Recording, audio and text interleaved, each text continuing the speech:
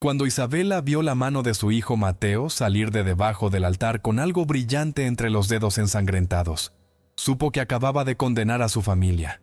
No fue el oro lo que la aterrorizó, sino los huesos pequeños que lo rodeaban. Docenas de cráneos infantiles mirándola desde la oscuridad del sótano, como si hubieran estado esperando décadas por este momento. Pero permítanme contarles, como una viuda desesperada y sus 5 hijos, llegaron a despertar a los muertos en el lugar más maldito de todo el valle. Antes de continuar, necesito pedirte un favor del corazón. Soy un padre de familia que trabaja desde casa contando estas historias para poner comida en la mesa de mis hijos. Cada like, cada comentario y cada suscripción me ayuda a seguir trayéndoles estos relatos que tanto trabajo me cuesta investigar y escribir. Por favor, si esta historia te está atrapando, regálame un like ahora mismo. Cuesta solo 1 segundo. Suscríbete al canal para no perderte el final de esta historia que te va a dejar sin aliento. Y comenta de qué país me estás viendo. Me encanta saber dónde están mis oyentes. Tu apoyo significa todo para mi familia. Ahora sí, continuemos con lo que Isabela descubrió en ese orfanato del infierno. 3 días antes, Isabela había llegado al orfanato Los Ángeles Caídos, con una escritura arrugada en la mano y 5 pares de ojos hambrientos siguiéndola. La herencia de su antigua patrona, doña Remedios Salazar, la aristocrática anciana que le había prometido recompensa por 20 años de servicio leal. 20 años lavando su ropa, cocinando sus comidas, soportando sus humores y caprichos con la paciencia de quien no tiene más opciones. El abogado que le entregó las llaves tenía prisa por marcharse. Es suyo, señora Vega, libre de deudas e impuestos. Doña Remedios fue muy específica. Usted y nadie más. Le puso los documentos en la mano y se fue antes de que ella pudiera formular las preguntas que le quemaban la lengua. Cuando vio el edificio de piedra gris alzándose como un monumento funerario en medio del desierto, con sus ventanas rotas mirándola como cuencas vacías, comprendió la verdad amarga que los pobres aprenden temprano. Los ricos nunca regalan nada sin motivo. No le habían dado un regalo. Le habían pasado una maldición. El calor del mediodía era brutal. El tipo de calor que hace hervir la sangre y agrieta la tierra. Pero al acercarse a la puerta principal, sintió un frío que le erizó cada vello del cuerpo. Sus hijos se aferraban a sus faldas sin hacer ruido. Llevaban 2 años así, desde que la tuberculosis se llevó a Rafael. Habían aprendido que llorar no llenaba el estómago, y la pobreza les había robado hasta el derecho a quejarse. Mateo, el más pequeño de apenas 6 años, tiraba de su mano con insistencia. Su carita redonda estaba contraída en una mueca de disgusto. «Mamá, huele raro aquí». Tenía que devolverlo. Tenía que bajar de nuevo a ese infierno y pedir perdón a los muertos. Se puso de pie con determinación, pero cuando se acercó a la ventana para verificar que el patio estuviera despejado, vio algo que le hizo comprender que su pesadilla apenas comenzaba. Vargas, el capataz del pueblo, había regresado. Y no estaba solo. Los primeros 2 días fueron una batalla contra la mugre y la desesperación. Isabela limpiaba frenéticamente, como si pudiera fregar la historia del edificio hasta dejarlo limpio de pecados. El agua del pozo salía marrón y turbia. Había que hervirla 3 veces antes de atreverse a beberla. Y aún así, dejaba un sabor amargo en la boca. Encontró manchas en el suelo del vestíbulo que resistían todos sus esfuerzos. Manchas oscuras, casi negras, que habían penetrado la madera hasta la veta. No se atrevió a preguntarse qué las había causado. Sofía barría los pisillos en silencio, con movimientos mecánicos de alguien que ha aprendido a no pensar. Los niños pequeños se sentaban en un rincón del vestíbulo, observando el polvo flotar en los rayos de luz, con una quietud antinatural para su edad. No jugaban, no reían, solo esperaban, como si la vida les hubiera enseñado que eso era lo único seguro. La despensa estaba casi vacía. Isabela había traído lo poco que pudieron cargar: un saco de frijoles, otro de arroz, algo de manteca rancia. Hizo cálculos mentales. Estirado al máximo, tenían comida para una semana. Después de eso, no quería pensar en después de eso. El segundo día, mientras exploraba el primer piso buscando algo de valor que pudiera vender, encontró un despacho que había pasado por alto. La puerta estaba hinchada por la humedad y tuvo que forzarla con el hombro. El interior olía a papel viejo y tinta seca. Había un escritorio de caoba, pesado y macizo, cubierto de documentos amarillentos. Isabela se acercó con cautela, encendiendo una vela porque la única ventana estaba cubierta con tablas. Los documentos eran registros del orfanato, listas de nombres, niños que llegaban, niños que se iban. Pero algo en esos registros le erizó la piel. Había demasiados niños en la columna de ingreso y muy pocos en la de egreso. Las fechas se detenían abruptamente en 1923, hace casi 20 años. En el fondo de un cajón encontró una carta, doblada y sellada con lacre rojo. Estaba dirigida a ella. Su nombre escrito con la caligrafía elegante de Doña Remedios. La abrió con manos temblorosas. Isabela, si estás leyendo esto, es porque he cumplido mi promesa de dejarte algo. Quizás piensas que fui cruel. Quizás tienes razón. Pero te doy lo que me dieron a mí, una oportunidad de elegir. Este lugar guarda secretos que debieron haberse llevado sus muertos a la tumba. Pero los muertos no siempre se quedan donde los ponemos. Si eres lista, tomarás lo que hay aquí y te irás antes del tercer día. Si eres tonta, intentarás entender. No seas tonta, Isabela. La curiosidad no es una virtud para gente como nosotras. Que Dios tenga piedad de tu alma. R.S. Isabela leyó la carta 3 veces, tratando de descifrar lo que realmente decía. Lo que hay aquí. ¿Qué había aquí además de polvo y tristeza? Y esa advertencia sobre el tercer día. Ya estaban en el segundo. Las noches eran peor que los días. Mucho peor. La casa crujía constantemente, y no con el simple asentamiento de la madera. Eran sonidos específicos, pasos que se detenían frente a puertas cerradas, el arrastre de algo pesado por los pasillos superiores, y a veces, Isabela juraba que no era su imaginación, el llanto suave de niños que no eran los suyos. La primera noche se quedó despierta hasta el amanecer, sentada en una silla en el cuarto donde dormían todos los niños, con una barra de hierro oxidado en el regazo. Vigilaba las sombras que se movían en las esquinas, demasiado densas para ser simples ausencia de luz. La segunda noche fue peor. A las 3 de la madrugada, esa hora en que los moribundos eligen soltar su último aliento, escuchó cantar. Una voz infantil, aguda y temblorosa. Cantaba una canción de cuna en el piso de arriba. Las palabras estaban distorsionadas, como si la cantaran bajo el agua. Se obligó a quedarse sentada. Subir a investigar era tentar al destino, pero la canción continuó durante horas, minándole los nervios hasta que le dolía la mandíbula de tanto apretar los dientes. Cuando finalmente amaneció, Isabela tenía los ojos inyectados de sangre y las manos temblando de agotamiento, pero no podía dormir. Dormir significaba bajar la guardia, y algo en sus instintos maternales le gritaba que no podía permitirse ese lujo. El tercer día amaneció con un silencio antinatural. Ni pájaros, ni viento, ni el zumbido normal de los insectos. El aire estaba pesado y quieto, como antes de una tormenta. Isabela estaba remendando ropa en el porche, la única tarea manual que la calmaba, cuando notó algo que le heló la sangre. Faltaba un sonido vital, la respiración de Mateo. El niño había estado jugando con piedritas a su lado hacía apenas un momento. Ahora el lugar estaba vacío.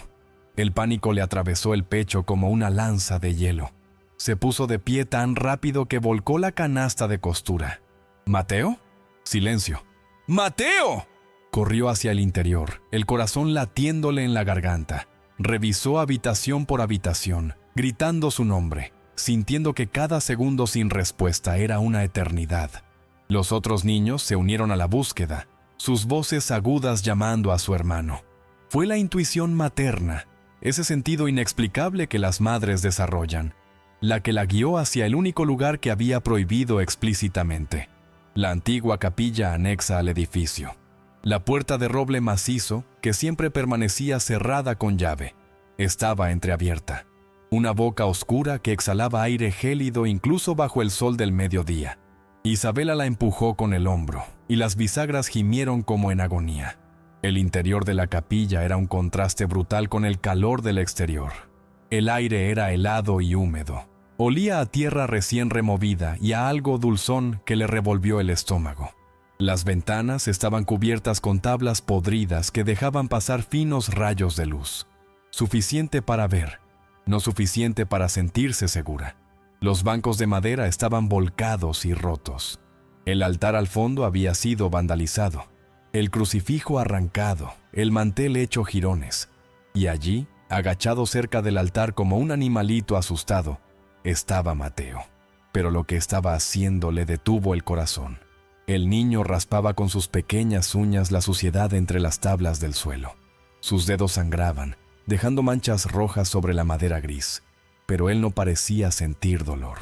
Su carita estaba contraída en concentración absoluta, y de su boca salían murmullos, palabras que Isabela no entendía, palabras que sonaban antiguas y rotas, como si las pronunciara una lengua que no era la suya. «Mateo, ¿qué estás haciendo?». Su voz salió estrangulada. El niño se giró lentamente. Sus ojos, esos ojos marrones que eran iguales a los de su padre, estaban vidriosos, como si mirara a través de ella hacia algo muy lejano. Una sonrisa se dibujó en su rostro, pero era la sonrisa incorrecta. Demasiado amplia, demasiado vacía. «Están aquí, mamá». Su voz tenía un eco extraño, como si hablaran dos personas al mismo tiempo. «Los niños están aquí abajo y quieren mostrarte algo. Dicen que han estado esperando mucho tiempo. Dicen que alguien tiene que ver».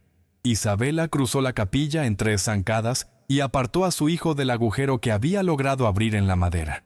El niño era sorprendentemente fuerte y se resistió, pero finalmente cedió, parpadeando como si despertara de un trance. «¿Mamá? ¿Por qué estoy aquí?».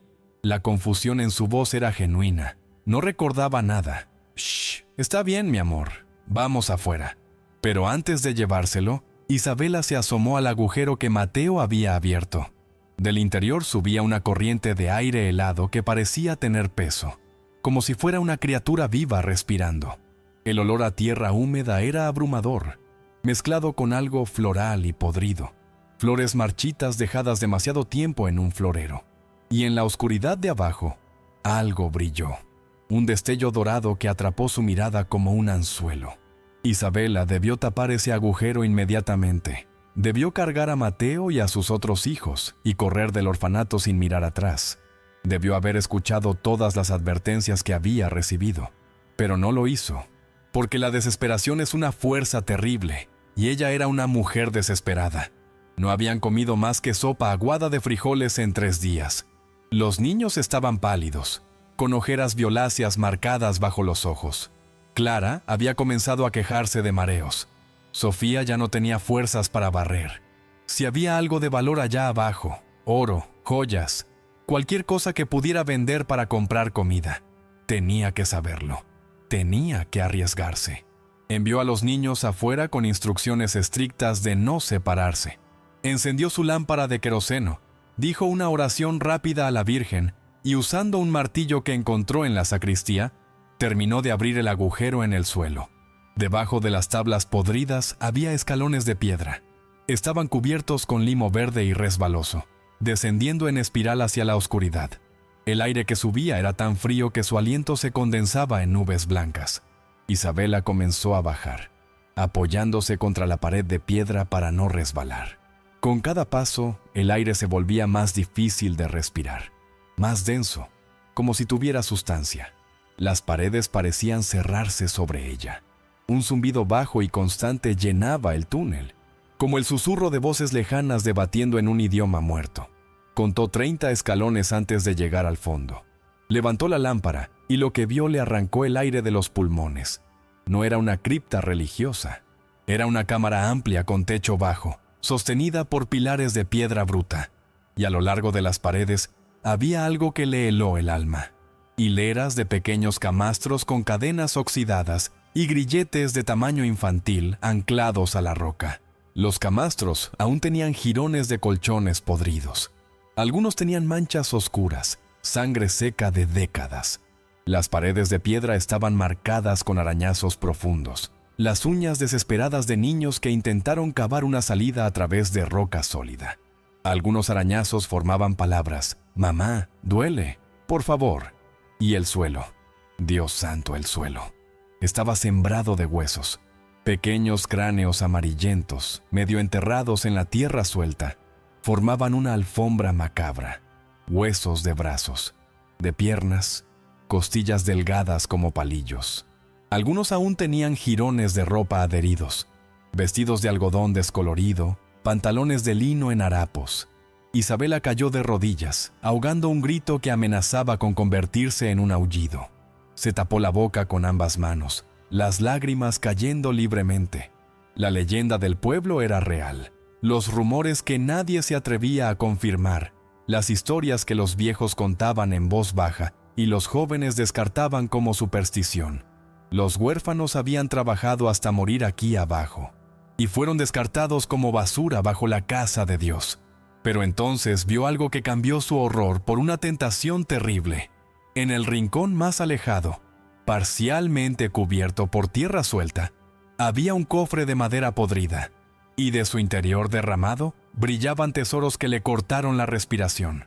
Joyas antiguas, collares de perlas del tamaño de uvas, relojes de oro con cadenas gruesas, monedas de plata que centelleaban a la luz de la lámpara, anillos con piedras preciosas, brazaletes de esmeraldas, una fortuna, mezclada con la tierra y los huesos, el pago robado a las familias de los muertos, o quizás el salario que nunca se entregó a los niños que murieron trabajando. Isabela se arrastró hacia el cofre, esquivando los huesos pequeños, con la respiración acelerada. Extendió la mano temblorosa y tocó un collar de rubíes. Estaba caliente al tacto, imposiblemente caliente, como si hubiera estado bajo el sol del mediodía. Ante sus ojos no veía joyas manchadas de sangre.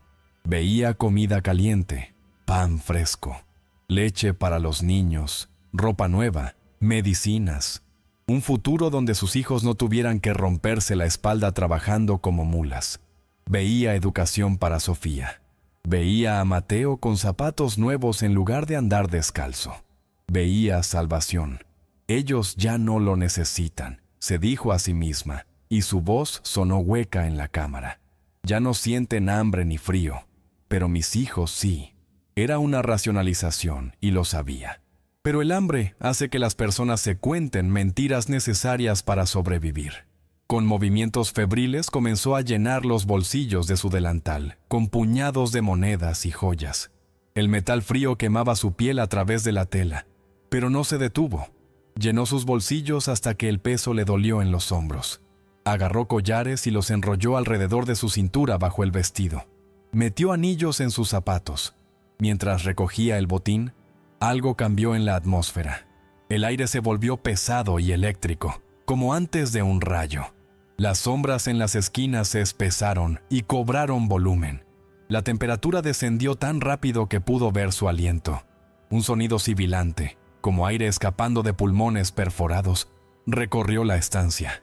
Las cadenas en las paredes comenzaron a tintinear suavemente, moviéndose solas, balanceándose como si manos invisibles las agitaran. El tintineo se convirtió en un repiqueteo metálico que llenó la cámara con un ritmo fúnebre. Isabela se puso de pie bruscamente, retrocediendo hacia la escalera mientras abrazaba su delantal cargado contra su pecho. El oro pesaba como una condena. «Lo siento», murmuró al vacío, pero sus palabras sonaron huecas incluso para ella.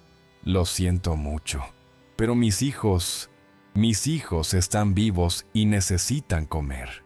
Ustedes ya no». No terminó la frase, porque en la oscuridad más profunda de la cámara, más allá del alcance de su lámpara, vio movimiento. Figuras pequeñas, docenas de ellas, siluetas de niños que no proyectaban sombra. Habían estado ahí todo el tiempo, observándola, esperando, y ahora se acercaban. Isabela corrió hacia la escalera, tropezando con los huesos esparcidos, raspándose las rodillas contra la piedra. La sensación de manos frías intentando agarrar sus tobillos era tan real que gritó. Subió los escalones de dos en dos, con las joyas golpeándole las piernas, jadeando y sollozando. Salió a la superficie y cerró la trampilla de madera con un golpe violento. Arrastró un banco pesado sobre ella para sellarla, sintiendo que algo empujaba desde abajo. El banco se sacudió, Ella se sentó encima, usando su propio peso para mantenerlo en su lugar. Mateo la miraba desde la puerta de la capilla con ojos grandes y asustados, viendo la palidez mortal del rostro de su madre, la forma en que temblaba de pies a cabeza. «Mamá, ¿qué viste allá abajo?» «Nada, mi amor». La mentira le supo a ceniza. Nada que deba preocuparte.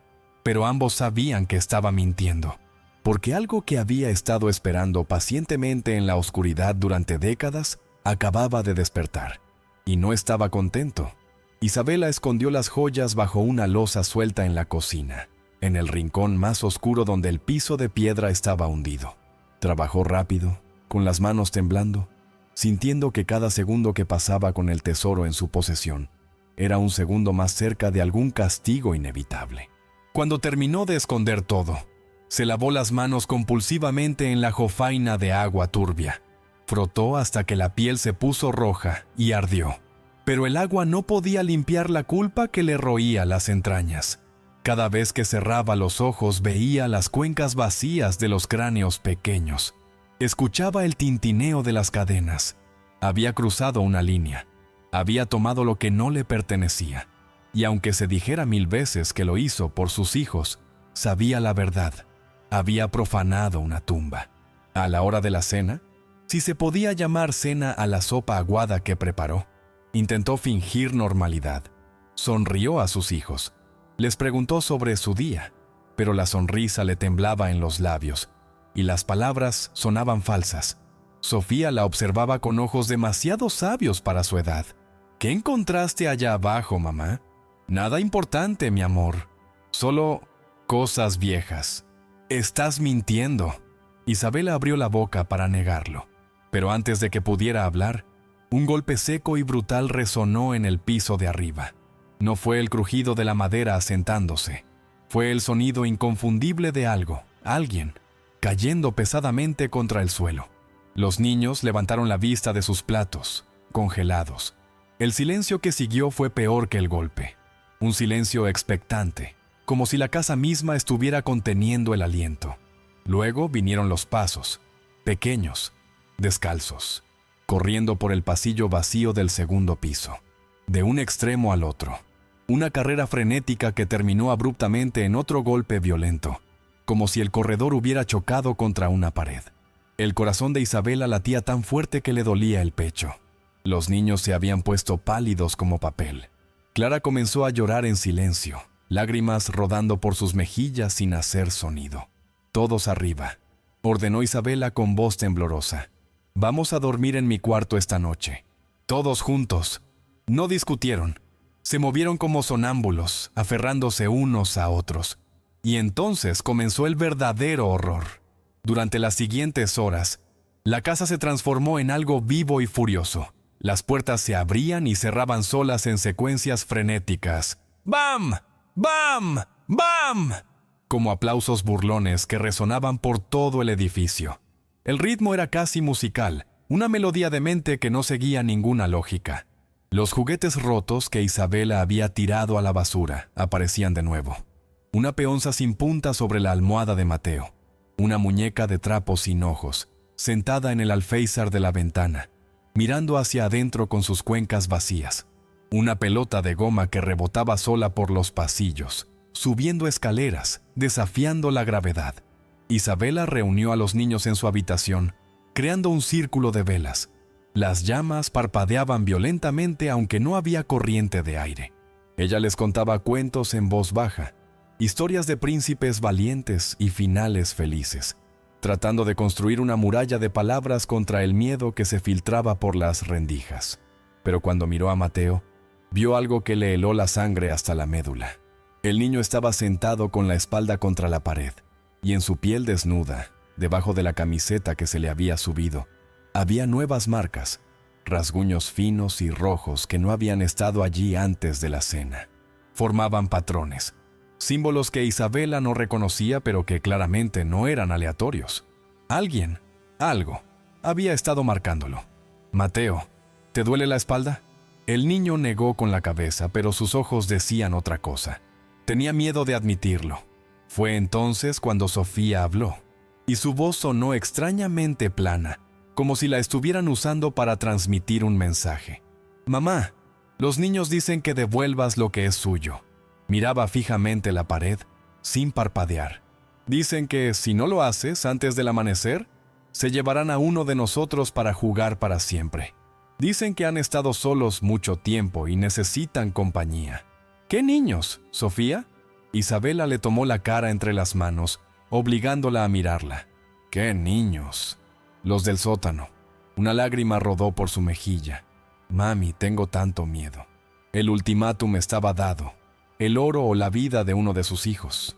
Isabela miró hacia la cocina, donde el tesoro seguía escondido bajo la piedra suelta, y sintió un odio profundo hacia esas joyas brillantes que le habían prometido libertad y solo le habían traído condena. Maldijo su propia codicia. Maldijo su desesperación. Vargas era un hombre que parecía hecho de cuero viejo y cicatrices, alto, ancho de hombros, con manos como palas que habían roto más huesos de los que podía contar. Isabela lo conocía de vista. Todos en el valle lo conocían. Era el tipo de hombre que las mujeres cruzaban la calle para evitar, y los niños miraban con terror instintivo. Ahora estaba ahí, merodeando cerca de la verja del orfanato con 3 matones a su lado. Todos llevaban machetes colgando del cinto. En la oscuridad apenas rota por la luna, sus siluetas parecían demonios esperando la orden de atacar. Isabela se apartó de la ventana, el corazón latiéndole en la garganta. ¿Cómo sabía Vargas? ¿Quién le había dicho que había algo valioso en el orfanato? Entonces recordó al abogado que le entregó las llaves, su prisa por irse, la forma en que no la miraba a los ojos. Por supuesto, doña Remedios no había guardado el secreto. Había tejido una red de cómplices durante décadas, y ahora todos venían a reclamar su parte. Isabela estaba atrapada. No podía quedarse con el oro por los fantasmas. No podía sacarlo por los hombres afuera. El cerco se estrechaba desde ambos lados, vivos y muertos conspirando para destruirla. Como si el universo hubiera escuchado sus pensamientos, el cielo se abrió. La tormenta llegó con una violencia bíblica. Relámpagos desgarraron el cielo, iluminando el valle con luz blanca y cegadora. Los truenos retumbaban tan fuerte que hacían vibrar los cimientos del edificio, sacudiendo el polvo de las vigas. La lluvia golpeaba el techo como puños furiosos. La electricidad, las pocas líneas que aún funcionaban, se cortó definitivamente, sumiendo la casa en penumbra grisácea iluminada solo por las velas. Y en medio del caos, uno de los platos de la alacena salió disparado solo. Cruzó la cocina en línea recta y se estrelló contra la pared a centímetros de la cabeza de Isabela. Los fragmentos quedaron incrustados en el yeso como metralla. Los niños gritaron. La casa ya no solo los observaba, los atacaba. Tazas comenzaron a volar de los estantes. Cuchillos caían de los ganchos, clavándose en la mesa de madera. La cacerola grande se volcó sola, derramando el agua sucia que contenía. Y en medio del caos, Isabela escuchó risas. Risas infantiles agudas y desquiciadas que venían de todas partes y de ninguna. ¡Abajo! ¡Todos al suelo! Isabela cubrió a sus hijos con su cuerpo mientras los objetos volaban sobre sus cabezas. Un cuchillo pasó tan cerca que le cortó un mechón de cabello. El sonido de puños golpeando la puerta principal resonó como disparos. Vargas había perdido la paciencia. Gritaba obscenidades que se perdían en el rugido de la tormenta, exigiendo que abriera. No le importaban los fantasmas, solo quería el oro y estaba dispuesto a matar por él. «¡Sé que está ahí, viuda!». La voz de Vargas atravesaba la puerta. «La vieja me lo dijo antes de morirse. Dijo que todo estaba aquí. ¿Abre o derribamos esta puerta?». La madera de la entrada comenzó a astillarse bajo los golpes. Isabela se quedó paralizada, con sus hijos llorando detrás de ella, enemigos en ambos frentes. No había salida. Y entonces, en medio del pánico, vio algo que cambió todo. Entre los escombros que habían comenzado a caer del techo, yeso viejo, pedazos de viga, un libro pequeño había caído al suelo. Estaba encuadernado en cuero negro, desgastado pero intacto. Se había abierto al caer, mostrando páginas amarillentas llenas de caligrafía apretada y elegante. Isabela reconoció esa letra al instante. Era la caligrafía de doña Remedios. Con las manos temblorosas, agarró el libro mientras la puerta crujía bajo los golpes de Vargas. Lo abrió bajo la luz parpadeante de una vela y comenzó a leer. Lo que vio en esas páginas le cambió todo. No era un diario personal, era un libro de contabilidad. Un registro meticuloso, frío y burocrático del verdadero negocio de Los Ángeles Caídos. Las primeras páginas databan de 1905. Listaban nombres de niños, edades, procedencia, condición física, pero no había registros de adopciones ni de educación. Solo columnas con encabezados que le helaron la sangre. Ingresos, capacidad de carga, horas productivas, fecha de baja. Los niños no eran tratados como personas, eran inventario, mercancía, mano de obra desechable. Isabela pasó las páginas con dedos temblorosos, leyendo horrores escritos con la misma indiferencia con que alguien registraría sacos de maíz. Lote Punada 47, 23 unidades. Instaladas en sector minero. Capacidad 18 horas. 3 bajas por colapso en la primera semana. Rendimiento aceptable. Lote 52, 31 unidades. Asignadas a excavación. Una fuga controlada con medidas disciplinarias estándar. Las demás respondieron bien al entrenamiento. Lote C68, 19 unidades. Epidemia de tifus. Disposición total necesaria para prevenir propagación. Sector sellado. Disposición total. Hablaban de asesinato masivo como si fuera control de plagas. El orfanato nunca había sido una institución de caridad. Había sido una fachada para una operación de minería ilegal y trabajos forzados.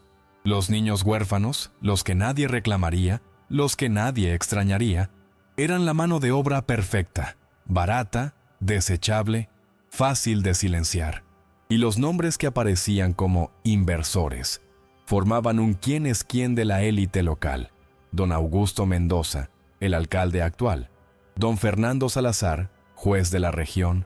Don Roberto Campos, comisario de policía. Todos habían construido sus fortunas sobre las espaldas rotas de esos niños. Pero el nombre que apareció una y otra vez en la columna de disciplina y disposición fue el que le confirmó sus peores sospechas. Vargas. Él había sido el verdugo, el ejecutor, el hombre que se encargaba de las medidas disciplinarias cuando los niños intentaban escapar o se rebelaban. El hombre que disponía de los cuerpos cuando las cosas salían mal. Una nota al margen, fechada en diciembre de 1923, decía: Vargas se encargó del lote defectuoso después del incidente de la huelga, 47 unidades. El problema de la capilla ha sido resuelto. Sector sellado permanentemente. Operaciones suspendidas hasta nuevo aviso. Isabela comprendió con horror que los huesos que había visto no eran resultado de una epidemia o un accidente. Eran de una purga sistemática. 47 niños, niños que se habían atrevido a exigir comida, descanso, humanidad, habían sido masacrados y enterrados en el sótano de la capilla. Y la operación se había suspendido no por remordimiento, sino porque la masacre había sido demasiado grande para ocultarla fácilmente. Así que simplemente cerraron el orfanato, sellaron las pruebas bajo toneladas de tierra y siguieron con sus vidas. Hasta ahora, Isabela levantó la vista del libro, la comprensión cayendo sobre ella como agua helada. Su patrona no le había regalado la casa por lealtad. La vieja sabía que los espíritus estaban despertando después de 20 años de silencio. Le había entregado la escritura a Isabela para usarla como escudo humano, una ofrenda de carne fresca para apaciguar a los fantasmas o para que cargara con la culpa si la verdad salía a la luz. Y Vargas no venía solo por el oro, venía por este libro, por la única prueba material que podía enviarlo a la horca y destruir a todos los poderosos del valle. La puerta principal cedió con un gemido de madera torturada. El viento aulló al entrar, apagando la mitad de las velas. En el umbral, recortado contra los relámpagos y la lluvia torrencial, se alzaba Vargas. Estaba empapado, el agua escurriendo de su sombrero de ala ancha. El machete brillaba en su mano derecha, la hoja mojada reflejando la luz de las velas que quedaban. Sus ojos barrieron la estancia. Los niños acurrucados en el rincón, Isabela de pie con el libro apretado contra su pecho, y una sonrisa torcida se dibujó en su rostro curtido. Dio un paso adentro, luego otro. El agua de sus botas dejaba huellas en el piso. «Eres más lista de lo que pareces, viuda». Su voz era áspera, como piedra moliendo piedra. Encontraste el tesoro más rápido de lo que esperaba. Sus ojos se desviaron hacia la cocina, donde algunas monedas de oro habían rodado y brillaban en el suelo cerca de la piedra suelta. La sonrisa se amplió. «Todo eso es tuyo». Bajó el machete ligeramente, en un gesto casi conciliador. «Joyas, monedas, suficiente para comprarte una mansión en la capital y vivir como reina el resto de tu vida. Tus hijos nunca más pasarían hambre, nunca más tendrían que trabajar como esclavos». Hizo una pausa, dejando que sus palabras calaran. «Solo hay una condición». Señaló el libro con el machete. «Me das ese librito que tienes ahí, tomas todo el oro que quieras, cargas a tus mocosos en mi camioneta y te vas esta misma noche. Nadie tiene que salir herido, nadie tiene que saber nada. Todos ganamos». La oferta quedó flotando en el aire cargado de tensión. Isabela sintió el peso del libro en sus manos. Páginas y páginas de pruebas irrefutables de asesinatos, esclavitud, conspiración. Evidencia que podría llevar a docenas de hombres poderosos a la prisión. Y contra eso, el oro que brillaba en la cocina, suficiente para salvar a sus hijos del hambre, para darles educación, seguridad, un futuro. Todo lo que tenía que hacer era entregar unos papeles viejos, olvidar, seguir adelante. Por un instante terrible y tentador, Isabela consideró la oferta. Sus manos aflojaron el agarre sobre el libro. Pensó en Clara quejándose de mareos por el hambre, en Sofía que había dejado de soñar con ser maestra porque sabía que era imposible, en Mateo que merecía una infancia, no esta pesadilla. ¿Qué le debía ella a unos niños muertos hace 20 años? ¿Qué obligación tenía con fantasmas cuando sus propios hijos estaban vivos y sufriendo? Y en ese segundo de duda, la temperatura de la sala descendió 10 grados. El aliento se condensó en nubes blancas. Las sombras en las esquinas se agitaron violentamente, estirándose hacia ella como garras acusadoras. Las velas restantes parpadearon, sus llamas volviéndose azules. Isabela miró a Vargas y vio algo revelador en sus ojos. Miedo. Miedo puro y animal. No era miedo a que ella rechazara su oferta. Era miedo a que ella la aceptara, porque entonces los fantasmas no tendrían razón para protegerla. Si aceptaba el oro y entregaba el libro, se convertiría en cómplice, en otra explotadora que ponía el beneficio personal por encima de la vida humana. Se convertiría en ellos. Y los muertos no perdonarían eso. Su mirada se desvió hacia Mateo, que la observaba desde el rincón con ojos enormes, frotándose inconscientemente las marcas rojas en su brazo. Si tomaba el dinero manchado de sangre, ¿cómo podría mirarlo a los ojos? ¿Cómo podría enseñarle sobre el bien y el mal si su propia supervivencia estaba cimentada en la complicidad con un asesino de niños? La respuesta le llegó con claridad absoluta. No podía. Había líneas que no se podían cruzar. Límites que, una vez sobrepasados, te cambiaban en algo irreconocible. Y ella ya había cruzado uno al tomar el oro. No cruzaría otro. No es solo papel, Vargas. Su voz salió firme, resonando con una autoridad que no sabía que poseía. Son nombres, son vidas, son 47 niños que gritaron pidiendo ayuda y nadie vino. Y este oro no es mío para tomarlo, ni tuyo para darlo. Es el precio de su sangre, y yo no lo quiero. La sonrisa de Vargas se desvaneció como niebla bajo el sol. Sus nudillos se blanquearon al apretar el mango del machete. Los músculos de su mandíbula se tensaron. No seas estúpida, mujer. Su voz se volvió peligrosa, un siseo bajo. Piensa en tus hijos. ¿Quieres que mueran aquí por orgullo? ¿Quieres que crezcan en la miseria por un puñado de muertos que ya no sienten nada? Avanzó agresivamente, levantando el machete. Dame el maldito libro, o te lo quitaré de las manos frías. Y después de que te mate a ti, mataré a tus hijos uno por uno, hasta que uno de ellos me diga dónde escondiste el resto del oro. Empezaré con el más pequeño. Isabela dio un paso atrás, acercándose a sus hijos, pero no bajó la mirada. No se encogió. Algo había cambiado en ella en ese sótano entre los huesos. Algo se había endurecido y fortalecido. Prefiero ser pobre y limpia que rica y podrida como tú. Cada palabra era una piedra arrojada. Este dinero es muerte. Este lugar es muerte. Y si crees que vas a salir de aquí con el libro o con el oro, estás muy equivocado. El suelo bajo los pies de Vargas comenzó a temblar. No era un terremoto, era algo que golpeaba desde abajo, como cientos de puños desesperados golpeando la tapa de un ataúd colectivo. Las tablas del piso crujieron y se arquearon. Las monedas de oro esparcidas en la cocina empezaron a vibrar, emitiendo un tintineo agudo que lastimaba los oídos. Vargas miró al suelo con terror creciente. El polvo se levantaba alrededor de sus botas formando remolinos antinaturales que parecían manos tratando de agarrarlo. Los espíritus habían aceptado la decisión de Isabela. No la atacaban a ella. Se preparaban para defenderla. ¡No! Vargas rugió de furia y miedo mezclados. Cargó contra Isabela con intención de matar, levantando el machete por encima de su cabeza. Isabela no tuvo tiempo para pensar. El instinto la hizo agacharse, empujando a sus hijos hacia atrás mientras la hoja del machete silbaba en el aire, pasando a centímetros de su cabeza y clavándose en el marco de la puerta con un golpe sordo. Vargas tiró del arma, tratando de liberarla de la madera, maldiciendo. Esos segundos de ventaja fueron todo lo que Isabela necesitó. ¡A la cocina!, ordenó a sus hijos, empujándolos hacia el fondo de la casa. Era locura refugiarse cerca de donde la grieta del sótano seguía abierta, pero su única esperanza era usar la furia de los muertos contra la furia de los vivos. Sofía agarró a los pequeños y corrió, casi arrastrándolos.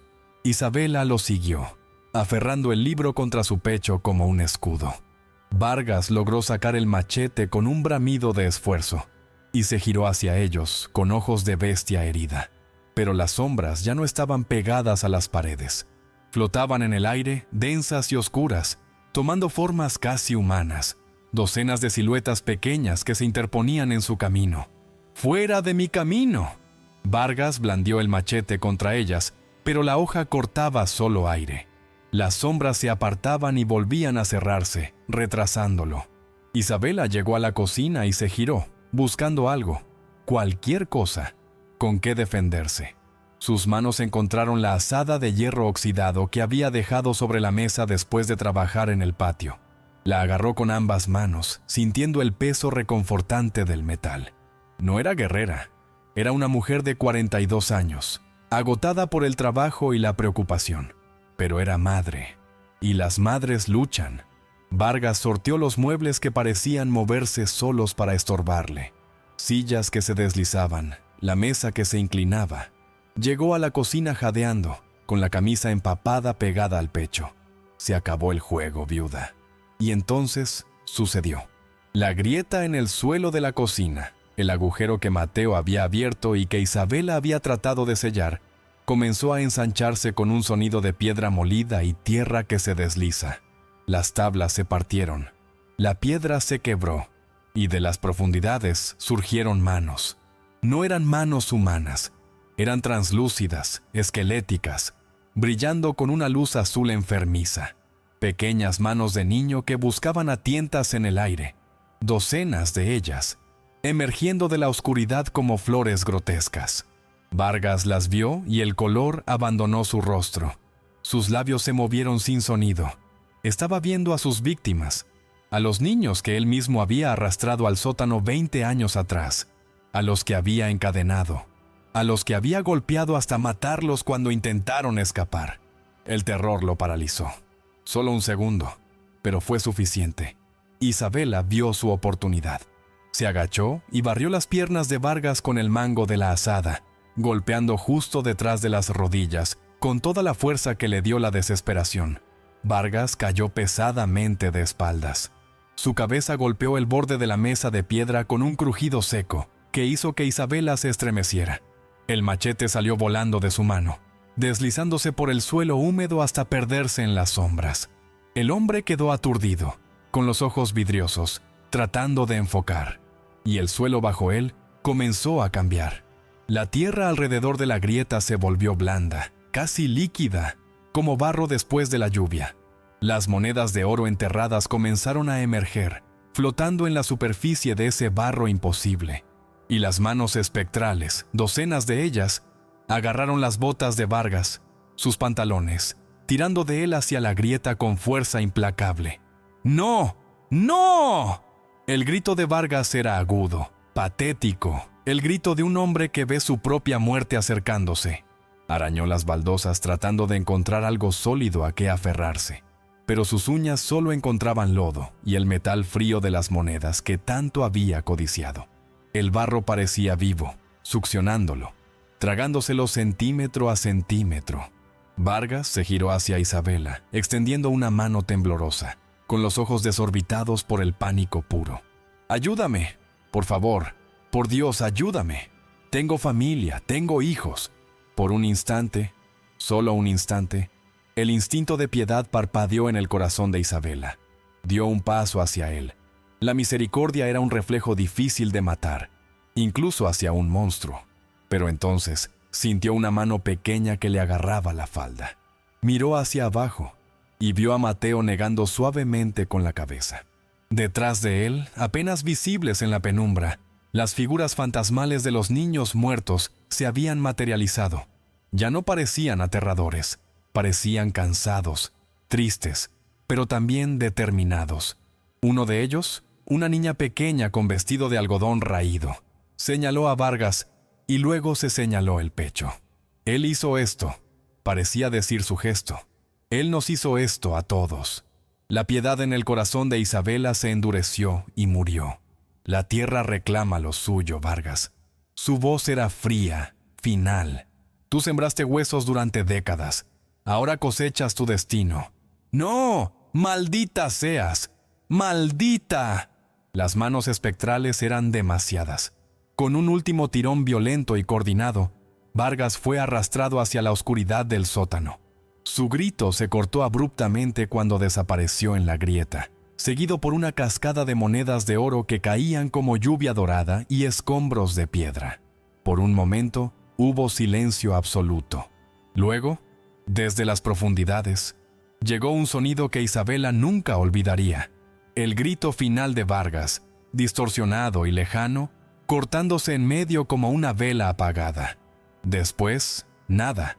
La grieta no se cerró, pero la luz fantasmal se desvaneció. Las manos espectrales se disolvieron en el aire como humo.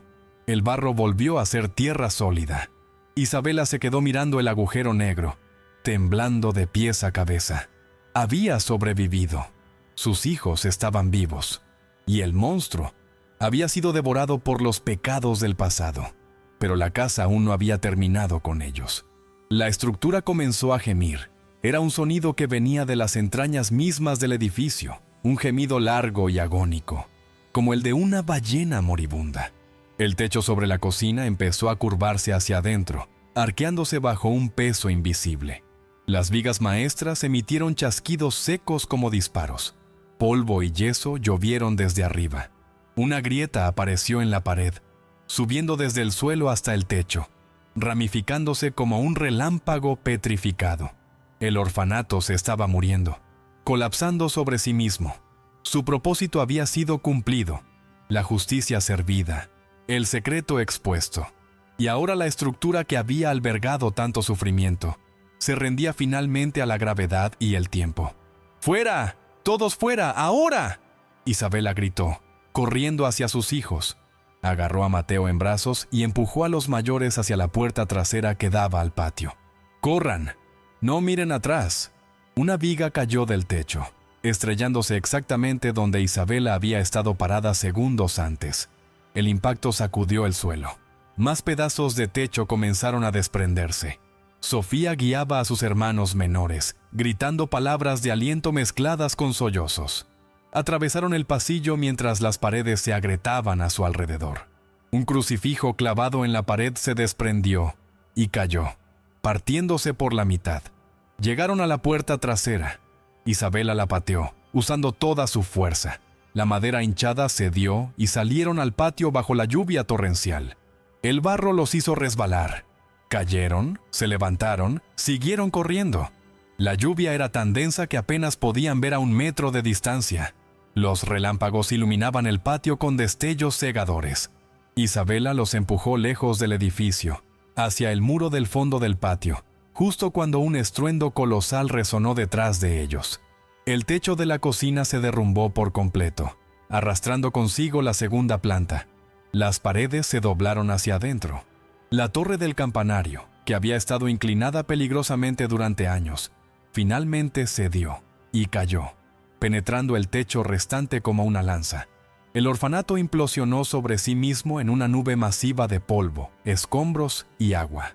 El sonido era ensordecedor, el grito de muerte de un edificio que había albergado tanto mal. Los niños lloraban, aferrados a las piernas de su madre. Isabela los abrazaba con fuerza, usando su cuerpo como escudo contra los escombros que volaban. Una nube de polvo los golpeó con fuerza, cegándolos temporalmente, haciéndolos toser. Cuando finalmente se asentó, cuando pudieron abrir los ojos y mirar, vieron lo que quedaba. Donde antes se alzaba el orfanato Los Ángeles Caídos, ahora solo había un montículo informe de piedras rotas, vigas partidas y recuerdos enterrados. La lluvia lavaba lentamente el polvo, revelando la magnitud de la devastación. No había grandeza en la ruina, solo el silencio de lo que ha sido destruido por su propio peso. Isabela se quedó mirando, jadeando, sintiendo que cada músculo de su cuerpo gritaba de dolor y agotamiento. Estaban cubiertos de barro. Sus ropas eran harapos, sangraban de docenas de cortes pequeños, pero estaban vivos. Entonces, entre los escombros humeantes, vio algo que le detuvo el corazón. Las figuras translúcidas de los niños muertos no habían desaparecido. Estaban de pie sobre las ruinas, brillando tenuemente bajo la lluvia que parecía atravesarlos sin mojarlos. Pero ahora eran diferentes. Ya no parecían sufrientes ni aterradores. Sus rostros, que habían estado contraídos en dolor y rabia, ahora estaban serenos, en paz. Miraban hacia el cielo que empezaba a abrirse, donde las nubes se separaban revelando las primeras estrellas. Una niña pequeña con vestido antiguo, la misma que había señalado a Vargas, se giró hacia Isabela, levantó la mano lentamente y la saludó. Un gesto simple de despedida, de gratitud. Isabela sintió que algo se rompía en su pecho. El nudo de miedo y culpa que había llevado desde que bajó al sótano. Levantó su propia mano temblorosa y devolvió el saludo, lágrimas mezclándose con la lluvia en su rostro. «Descansen», susurró, aunque sabía que no podían escucharla. «Descansen ahora». Uno por uno, los fantasmas comenzaron a desvanecerse. Simplemente se disolvieron en el aire, como niebla bajo el sol matutino. Sus rostros sonreían, verdaderas sonrisas de niños, no las muecas vacías que habían mostrado antes. El último en desaparecer fue un niño que no podía tener más de 5 años. Antes de desvanecerse completamente, miró directamente a Mateo, como reconociendo a un alma gemela, y asintió. Luego se fue. El patio quedó vacío. Solo Isabela y sus 5 hijos, empapados hasta los huesos, temblando de frío y shock, pero juntos. La tormenta comenzó a amainar. La lluvia torrencial se convirtió en llovizna suave. El viento dejó de aullar y se transformó en una brisa que casi parecía cariñosa. Las nubes se abrieron más, revelando un cielo donde las estrellas brillaban con una claridad que Isabela no había visto en años. «Mamá». La voz de Sofía era pequeña, rota. «¿A dónde vamos ahora?» Isabela miró a su hija mayor, esta niña que había crecido demasiado rápido, que había tenido que ser adulta cuando debería estar jugando, y sintió un amor tan feroz que casi la ahogó. «No lo sé, mi amor». Y por primera vez en días, sonrió. No una sonrisa falsa para tranquilizar, sino una sonrisa genuina. «Pero nos iremos juntos, y eso es lo único que importa». Reunió a sus hijos, contándolos uno a uno con manos temblorosas. Mateo, Sofía, Clara, Diego, Elena, los 5, todos vivos, todos sanos, más o menos. «Vámonos», dijo finalmente. «Vámonos lejos de aquí». Comenzaron a caminar hacia la verja del orfanato, dejando atrás el monumento caído a la codicia humana. Isabela no miró atrás, ni una sola vez. Su futuro, incierto y difícil, se extendía ante ella como el camino abierto, y estaba lista para caminarlo con la cabeza alta, porque aunque se iban sin nada material, llevaban algo que ningún oro podía comprar: su integridad intacta, su humanidad preservada, y la certeza absoluta de que habían hecho lo correcto. El amanecer llegó con luz grisácea y suave que revelaba la magnitud de lo que habían sobrevivido. Isabela se encontraba sentada sobre una roca a 1 kilómetro del orfanato, con Mateo dormido en su regazo, y los otros 4 acurrucados a su alrededor, formando un nido de cuerpos agotados. La tormenta había pasado. El aire olía a tierra mojada y a posibilidades nuevas. Isabela ya no temblaba. El miedo que la había consumido durante días se había evaporado, quemado en el fuego de la noche anterior. La mujer que había llegado al orfanato con la cabeza baja y el espíritu quebrado, había muerto en ese sótano entre los huesos.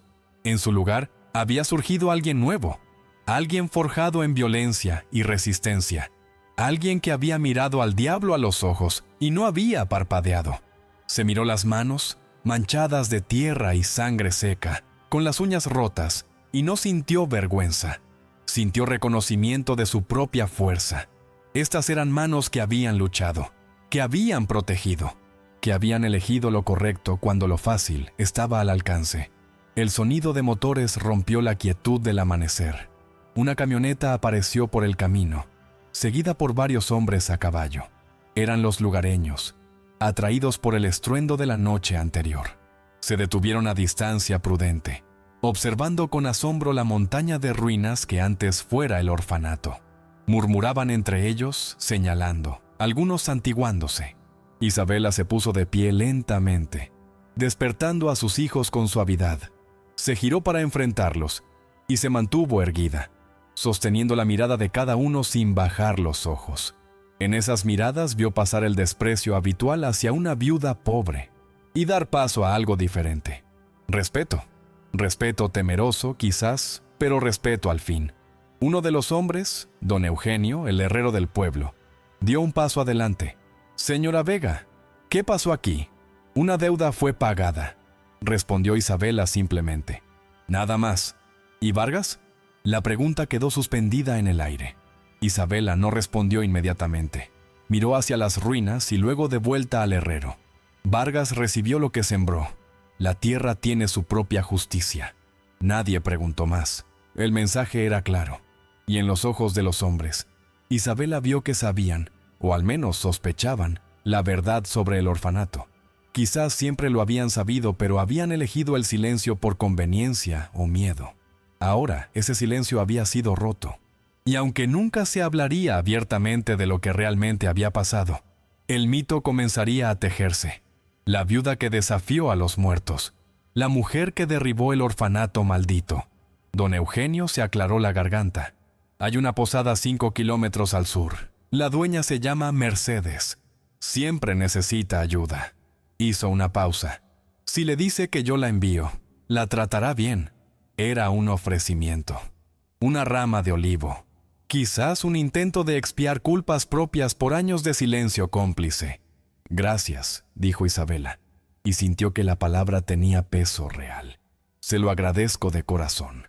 Los hombres se apartaron instintivamente cuando ella comenzó a caminar, abriendo paso como si fuera alguien importante, alguien que merecía espacio. Isabela sintió la diferencia, pero no la disfrutó. Preferiría 1000 veces que no le tuvieran miedo, pero al menos ya no la veían como basura que podían pisar. Caminó entre ellos con sus 5 hijos siguiéndola en fila. No aceleró el paso, no agachó la cabeza. Caminaba como quien tiene derecho a caminar, como un ser humano con dignidad. Cuando llegaron al camino principal, el sol finalmente rompió completamente la capa de nubes. Luz dorada bañó el valle, contrastando dramáticamente con la oscuridad de los días anteriores. Mateo, que caminaba agarrado de su mano, levantó la vista y señaló: «Mira, mamá, pájaros».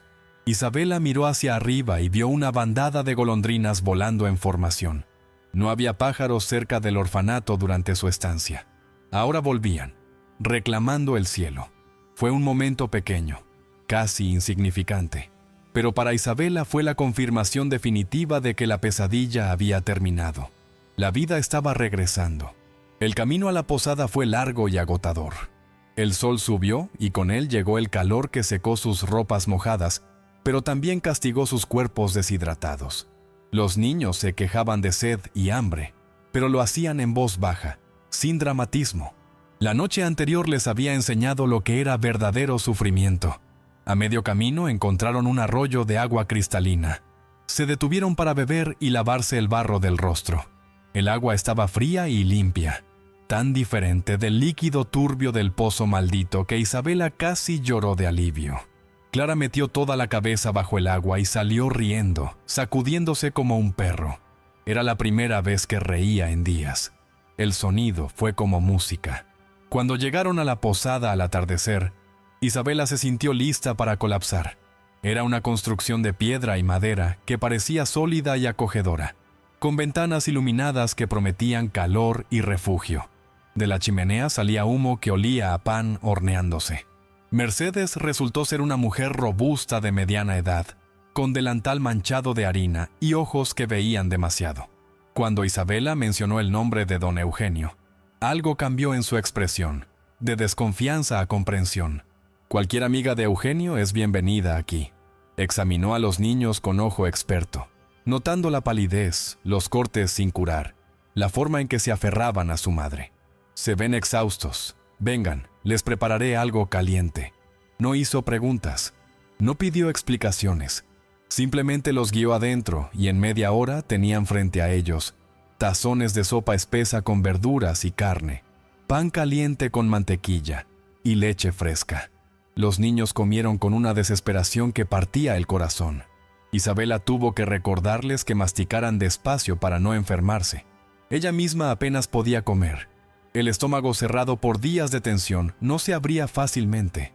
Mercedes las observaba desde el rincón de la cocina, con los brazos cruzados. Cuando Isabela levantó la vista, sus miradas se encontraron, y en los ojos de Mercedes vio algo inesperado: reconocimiento. «Tú también», dijo Mercedes suavemente.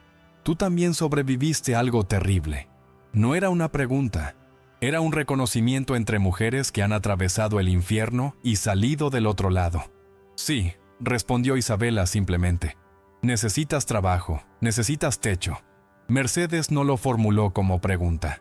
«Sí, puedo ofrecerte cocinar, limpiar, atender a los huéspedes. El pago no es mucho, pero incluye habitación y comida para toda tu familia.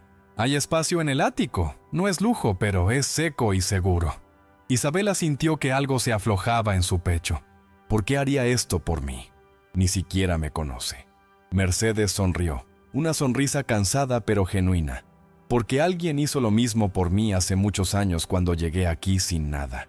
Y porque reconozco a una luchadora cuando la veo». Esa noche, por primera vez en semanas, Isabela y sus hijos durmieron en camas limpias bajo un techo que no crujía amenazadoramente. Los niños se quedaron dormidos casi de inmediato, sus cuerpos finalmente relajándose al sentirse seguros. Isabela se quedó despierta un poco más, sentada junto a la ventana del ático, mirando las estrellas. Pensó en el orfanato, ahora solo un montón de piedras bajo esas mismas estrellas. Pensó en los niños muertos que finalmente habían encontrado paz. Pensó en Vargas y en su patrona, y en cómo la codicia siempre encuentra su propia tumba. Pensó en el oro que había rechazado y no sintió ni un atisbo de arrepentimiento. Ni uno. Se miró las manos a la luz de la luna. Seguían siendo manos de trabajadora, callosas y agrietadas, pero ya no temblaban. Eran manos que habían cavado, que habían golpeado, que habían protegido. Eran manos de las que podía estar orgullosa. «Gracias», susurró al viento que entraba por la ventana abierta.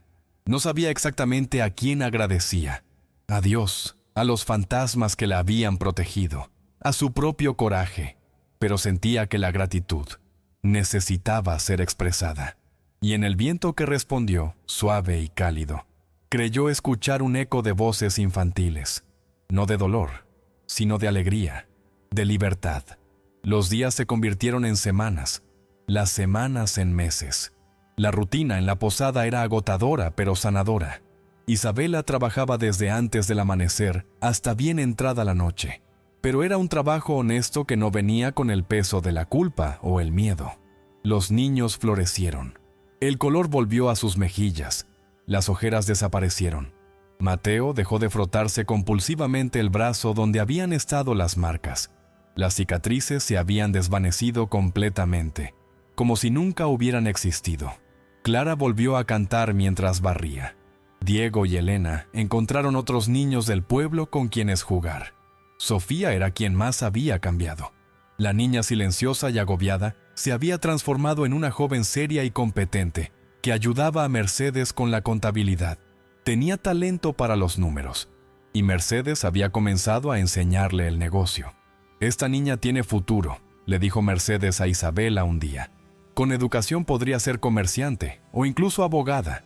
La palabra educación ya no era un sueño imposible. Mercedes había mencionado una escuela en el pueblo, dirigida por monjas, que aceptaba niñas becadas. Sofía comenzaría en el próximo semestre. Las pesadillas se espaciaron gradualmente. Las primeras semanas, Isabela se despertaba empapada en sudor frío, soñando con manos que la arrastraban hacia abajo. Pero con cada noche que pasaba sin incidentes, el terror perdía su agarre. Los otros huéspedes de la posada, comerciantes, viajeros, gente de paso, trataban a Isabela con respeto. Algunos incluso la buscaban específicamente, pidiendo que les cocinara o les sirviera, diciendo que tenía buenas manos y que la comida sabía mejor cuando ella la preparaba. Un día de mercado, 6 meses después de su llegada, Isabela estaba comprando verduras cuando escuchó a 2 mujeres susurrando detrás de ella. «Esa es ella», decía una, «la viuda del orfanato». «Dicen que enfrentó a Vargas ella sola», respondió la otra. «Dicen que el edificio se derrumbó sobre él. Mi marido dice que encontraron el cuerpo bajo los escombros. Bueno, partes del cuerpo, como si algo lo hubiera descuartizado». Isabela se tensó, esperando acusaciones, pero las voces no eran hostiles, eran reverentes. «Bien hecho, digo yo», continuó la primera mujer. «Ese hombre era una bestia. Todos lo sabíamos, pero nadie se atrevía a decir nada. Y dicen que los otros también desaparecieron. El alcalde, el juez, el comisario, todos los que estaban involucrados en, ya sabes, lo del orfanato. Justicia divina, tal vez». Isabela terminó su compra y se alejó sin hacerse notar, pero las palabras quedaron con ella. Los cómplices de Vargas habían desaparecido. Ella no preguntaría cómo ni por qué. Algunas preguntas era mejor dejarlas sin respuesta. Lo que importaba era que el ciclo de abuso se había roto. El secreto había salido a la luz, no en tribunales ni periódicos, pero en el tipo de conocimiento que se transmite en susurros y que cambia una comunidad desde dentro. Un año después de su llegada, Mercedes le hizo una oferta que Isabela nunca esperó. «Quiero que seas mi socia en el negocio», dijo la mujer directamente, sin preámbulos. «Eres la mejor trabajadora que he tenido. Más que eso, eres familia. Este lugar es tanto tuyo como mío ahora». Isabela se quedó sin palabras. Una mujer como ella, viuda, sin educación formal, que había llegado literalmente con nada, no se convertía en propietaria de negocios. Esas cosas no pasaban. «No puedo pagarte una parte», comenzó a decir, pero Mercedes la interrumpió. «No te estoy pidiendo dinero. Te estoy ofreciendo sociedad. 50-50, trabajo tu parte con tu trabajo, y yo trabajo la mía con el mío. Cuando yo muera y no me mires así, tengo 60 años y no soy eterna. Todo será tuyo y de tus hijos». Las lágrimas quemaron los ojos de Isabela. «¿Por qué harías esto?» «Porque puedo. Porque no tengo hijos propios. Porque eres digna de ello». Mercedes tomó las manos de Isabela entre las suyas. «Y porque has demostrado algo que mucha gente con dinero nunca demuestra: integridad. Rechazaste una fortuna por hacer lo correcto. Ese tipo de carácter no tiene precio». Isabela aceptó con lágrimas rodando libremente por sus mejillas. Firmaron los papeles esa misma semana frente al notario del pueblo. Isabela Vega, que había llegado como refugiada, ahora era copropietaria de un negocio legítimo. No era una mansión, no era una fortuna, pero era suyo. ganado con trabajo honesto y sudor limpio. Era un hogar de verdad.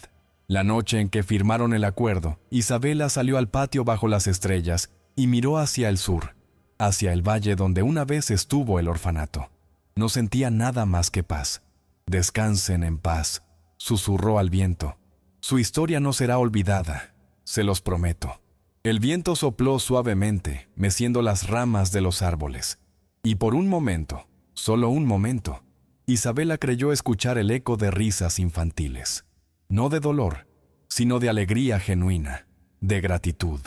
Sonrió y volvió adentro, donde su familia la esperaba. Mateo, ahora un hombre de 26 años, de pie en el patio de la posada que su madre y Mercedes habían construido hasta convertirla en una de las más prósperas de la región, observaba a sus propios hijos jugar. Su madre salió al porche, el cabello completamente blanco ahora, pero los ojos aún brillantes y alertas. Se movía más despacio que antes, con la espalda encorvada por décadas de trabajo, pero aún conservaba esa mirada firme que nunca había perdido desde aquella noche terrible. ¿En qué piensas, hijo? Mateo se giró hacia ella. En aquella noche, en el orfanato. Rara vez hablaban de ello. Era un acuerdo tácito entre la familia. El pasado había pasado y debía quedarse ahí, pero de vez en cuando, especialmente en aniversarios o momentos significativos, la historia emergía. ¿Alguna vez te arrepentiste?, preguntó Mateo. De rechazar el oro, me refiero. Isabela no respondió inmediatamente. Se sentó en su silla favorita, la que Mercedes le había regalado años atrás, y observó a sus nietos jugar. No, dijo finalmente. Ni una sola vez. Mira lo que tenemos, Mateo. Mira a tu alrededor. Mateo miró. Vio una posada próspera llena de risas y vida. Vio a Sofía, ahora maestra en la escuela del pueblo, casada con el hijo del herrero. Vio a Clara dirigiendo la cocina con mano experta. Vio a Diego y Elena, ambos con familias propias, visitando cada domingo para la cena familiar. Todo esto lo construimos con nuestras propias manos. Continuó Isabela. Sin manchas de sangre, sin culpa. Puedo dormir en paz cada noche sabiendo que no le debo nada a nadie, excepto a Dios y a mi propia conciencia. ¿Y los fantasmas? Isabela sonrió. Una sonrisa misteriosa. Los fantasmas encontraron su paz hace mucho. Ya no están atados a este mundo. Están libres, como debe ser. Tus nietos deberían conocer la historia, dijo Mateo después de un momento. Cuando sean mayores, deberían saber lo que hiciste.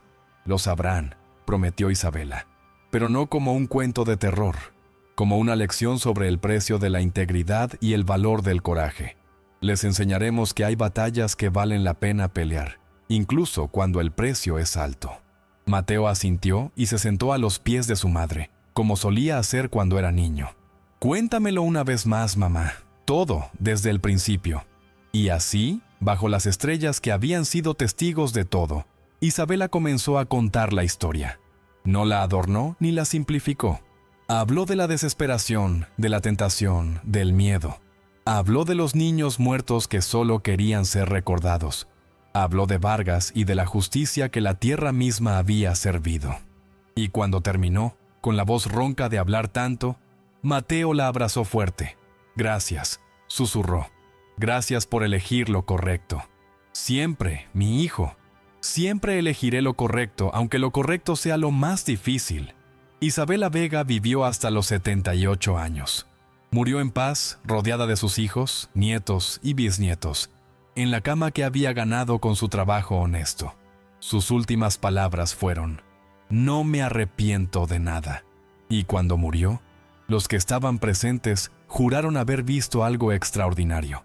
Una luz suave que llenó la habitación, y en esa luz, las siluetas de niños pequeños que sonreían, vinieron a guiarla al otro lado, agradecidos de que alguien finalmente hubiera luchado por ellos. La historia del orfanato, Los Ángeles Caídos, se convirtió en leyenda local. Los detalles se distorsionaron con los años. Algunos decían que Isabela había sido una bruja, otros que había sido una santa, pero el corazón de la historia permaneció intacto. Una mujer pobre había rechazado una fortuna manchada de sangre. Había elegido la integridad sobre la supervivencia, y en ese acto de coraje moral, había liberado no solo a los espíritus atrapados, sino también a su propia alma. El sitio donde estuvo el orfanato nunca fue reconstruido. La naturaleza lo reclamó completamente, cubriendo las ruinas con flores silvestres que florecían especialmente abundantes cada primavera. Los lugareños decían que las flores eran las almas de los niños, finalmente libres de crecer y florecer como debieron hacerlo en vida. Y en las noches tranquilas, cuando el viento soplaba suavemente sobre el valle, algunos juraban escuchar risas infantiles, no de terror, sino de alegría pura, el sonido de niños jugando, finalmente en paz. La posada que Isabela y Mercedes construyeron siguió prosperando por generaciones. Los descendientes de Isabela la mantuvieron como un lugar de refugio para viajeros cansados y almas perdidas. Y en la pared principal del comedor, colgaron un marco simple con las palabras que Isabela había vivido. La verdadera riqueza no se mide en oro, sino en la paz con la que duermes cada noche. Debajo, en letras más pequeñas, en memoria de los 47 ángeles caídos, nunca olvidados, finalmente, en paz. Y así termina la historia de Isabela Vega, la viuda que rechazó el oro del diablo y ganó algo mucho más valioso: su alma intacta, su familia unida y el respeto eterno de aquellos que conocieron su valentía.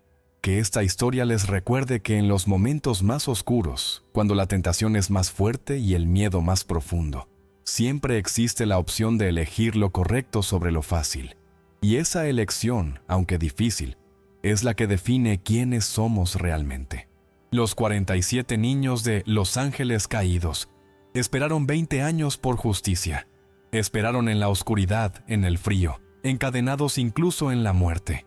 Pero finalmente, una mujer desesperada con 5 hijos hambrientos eligió escuchar sus gritos silenciosos por encima de su propia necesidad.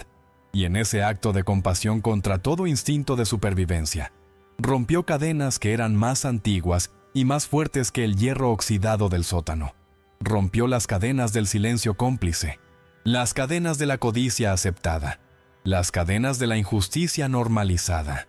Isabela demostró que una sola persona con coraje moral, puede cambiar el destino, puede dar voz a los silenciados, puede traer luz a la oscuridad más profunda. Y aunque pagó el precio en hambre, en miedo, en noches sin dormir y días de incertidumbre, al final recibió algo que ninguna cantidad de oro podría comprar: la certeza absoluta de haber vivido con honor. Esa es la verdadera victoria. No la riqueza material, sino la riqueza del espíritu. No la seguridad falsa del dinero manchado, sino la seguridad real de una conciencia limpia. Y cuando la tierra finalmente reclamó a Isabela, como reclama a todos, ella se fue sabiendo que había vivido bien, que había amado bien, que había luchado por lo que era justo, incluso cuando el mundo le ofrecía todas las razones para no hacerlo. Los ángeles caídos ya no lloran en la oscuridad. Han sido liberados. Y Isabela, la viuda que los liberó, descansa junto a ellos, no como su salvadora, sino como su hermana en el sufrimiento y la eventual redención. Descansen en paz, todos ustedes. Su historia ha sido contada, su memoria preservada y su lección, que la dignidad humana vale más que todo el oro del mundo, vivirá para siempre. Fin. Esta historia está dedicada a todos aquellos que alguna vez enfrentaron la tentación de comprometer sus valores por supervivencia y eligieron el camino difícil de la integridad. Su coraje, aunque nunca sea conocido públicamente, cambia el mundo de maneras que no podemos medir, pero que todos sentimos. Y a los olvidados, los niños explotados en minas, fábricas, campos, los que trabajaron hasta morir en la oscuridad mientras otros se enriquecían con su sufrimiento. Que esta historia sea un memorial. No fueron olvidados, no murieron en vano, sus vidas importaron, sus muertes importan. Y mientras alguien recuerde, no estarán completamente perdidos. Y a razón. El aire alrededor del edificio olía a cera de velas recién apagadas y a algo metálico y orgánico que Isabela reconoció, pero no quiso nombrar. Era el olor que había emanado de su marido en sus últimos días. La puerta principal, maciza y de roble oscuro. Se abrió con una suavidad alarmante cuando apenas la tocó.